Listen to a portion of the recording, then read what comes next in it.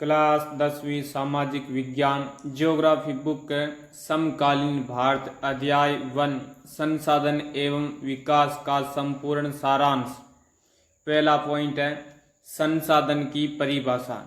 संसाधन वे वस्तुएं हैं जो किसी कार्य के लिए उपयोगी हों, जिनके लिए तकनीकी मौजूद हो, जो आर्थिक रूप से व्यवहार हों, जिन्हें समाज में मान्यता प्राप्त हो, उनको हम संसाधन कहते हैं। संसाधन मानव की रचनात्मक क्रिया के परिणाम हैं, ये प्राकृतिक उपहार नहीं होते हैं। दूसरा बिंदु है संसाधनों का वर्गीकरण। उत्पत्ति के आधार पर जैविक और अजैविक संसाधन होते हैं। जैविक में मनुष्य, जानवर, वनस्पति आदि शामिल है और अजैविक में जैसे जल, वायु, खनिज आदि ये सब शामिल है। दूसरा है समाप्यता के आधार पर नवीकरणीय और अनवीकरणीय संसाधन। नवीकरणीय संसाधन में सौर ऊर्जा, पवन ऊर्जा और जल ऊर्जा ये सब शामिल है। और अनवीकरणीय संसाधन में कोयला, पेट्रोलियम, प्राकृतिक गैस ये सब शामिल है। अगला है स्वामित्व के आधार पर संसाधनों का वर्गीकरण। व्यक्तिगत, सामुदायिक, राष्ट्रीय, अंतर्राष्ट्रीय। अगला है विकास के स्तर पर संभावित, विकसित, भंडारित और है संचित संसाधन। अगला पॉइंट है संसाधन विकास के मुद्दे। संसाधनों का अत्यधिक दोहन, केवल कुछ लोगों के हाथों में संसाधन, समाज में असमानता, पर्यावरणीय संकट, ग्लोबल वार्मिंग, प्रदूषण, संसाधनों का विवेकपूर्ण उपयोग आवश्यक है। अगला है सतत विकास की अवधारणा। भविष्य की आवश्यकता की उपेक्षा किए बिना आज की आवश्यकताओं को पूरा करना, यही इसी का मतलब होता है कि सतत विकास की अवधारणा का। एजेंडा 21 1992 में रियो सम्मेलन में पारित। पर्यावरण संरक्षण, गरीबी और बीमारियों से लड़ाई, वैश्विक सहयोग का आग्रह है। अगला पॉइंट है 5वां भारत में संसाधन नियोजन की आवश्यकता। क्षेत्रीय असमानताएं। झारखंड, मध्य प्रदेश, छत्तीसगढ़ जैसे राज्यों में खनिज संसाधन अत्यधिक है, लेकिन विकास कम है। वहाँ महाराष्ट्र में जल की कमी, अपेक्षित टेक्नोलॉजी नीति के अभाव में संसाधन अनुपयोगी रह जाते हैं। संसाधन नियोजन के 3 स्तर: क्षेत्रों की पहचान और मूल्यांकन, उपयुक्त तकनीक और कुशल संस्थाएं, विकेंद्रित नियोजन जैसे पंचायत स्तर पर विकास। अगला बिंदु है भूमि संसाधन। मानव, वनस्पति, जीव जंतु, कृषि, उद्योग, परिवहन आदि सब भूमि पर आधारित है। भारत की भू आकृतियाँ।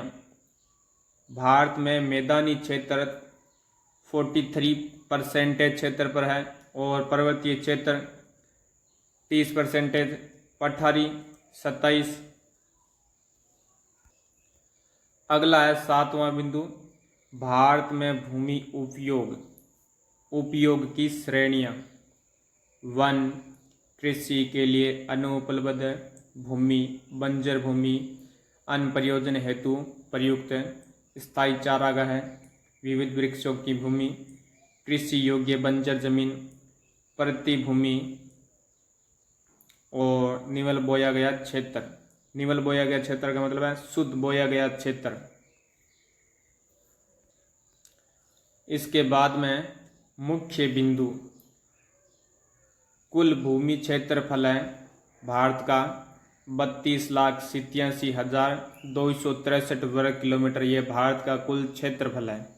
इसमें शुद्ध बोया गया क्षेत्रफल है 54%। पंजाब हरियाणा में 80% पर कृषि होती है और 80% से कम पर। अरुणाचल प्रदेश आदि इन सब में 10% से भी कम क्षेत्र पर कृषि होती है। 8वां पॉइंट है भूमि क्षरण और संरक्षण।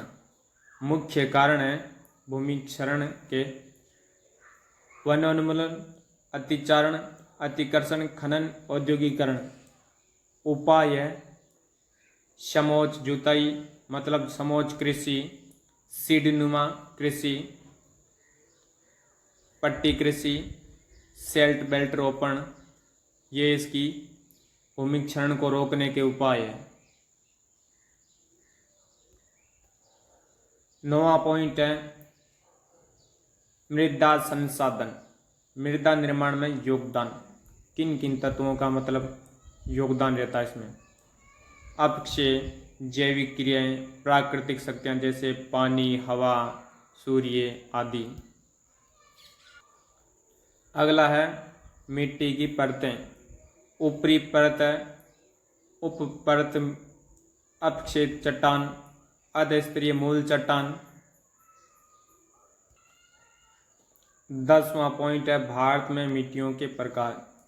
इस साइड ये मिट्टियों के प्रकार हैं और यहाँ पर प्रमुख क्षेत्र है जिसमें मिट्टियाँ पाई जाती है और इस मिट्टी की प्रमुख विशेषताएं। जलोढ़ मिट्टी उत्तरी मैदान, नदियों के डेल्टा में पाई जाती है। ये मिट्टी उपजाऊ, महीन कण, खादर, बांगर, बहुफसली होती है। ये इसकी विशेषता है। अगली है काली मिट्टी। ये दक्कन के पठार जैसे महाराष्ट्र, मध्य प्रदेश, गुजरात में पाई जाती है। ये मिट्टी कपास के लिए उपयुक्त होती है। नमी और इसमें नमी अधिक होती है। अगली है लाल या पीली मिट्टी। ये ओडिशा, छत्तीसगढ़, मध्य प्रदेश, पश्चिम बंगाल में पाई जाती है। कम उपजाऊ लोहे के कारण इसका रंग लाल होता है। लेटेराइट मिट्टी ये केरल, कर्नाटक, आंध्र प्रदेश, तमिलनाडु में पाई जाती है। इसमें अम्लीय वर्षा से अधिक निस्खलन के फसलों के लिए उपयुक्त होती है मिट्टी। अगली है मरुस्थलीय मिट्टी। ये राजस्थान में विशेषकर पाई जाती है। इस मिट्टी की विशेषता है लवणीय, रेत मिश्रित, सिंचाई से उपजाऊ बनती है ये मिट्टी। इसके बाद में वन मिट्टी। ये हिमालय पर्वतीय क्षेत्रों में पाई जाती है। इसकी विशेषता है ढाल प्रक्षरण को रोकना, दोमट है, वे उपजाऊ घाटियों में उपयोगी रहती है मिट्टी। ये इसकी विशेषता है।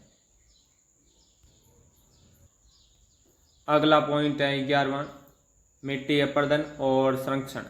अपर्दन के प्रकार। जल अपर्दन, पवन अपर्दन, मानव जनित गलत तरीके से कृषि। ये जो इसमें दिया गया है ये पूरा का पूरा इस बुक्स पर आधारित है। इसके बाद में आता है मिट्टी संरक्षण की तकनीकें और ये समोच्च जुताई, सीढ़ीदार कृषि, पट्टी कृषि, वृक्षारोपण वो सेम ही है इसमें।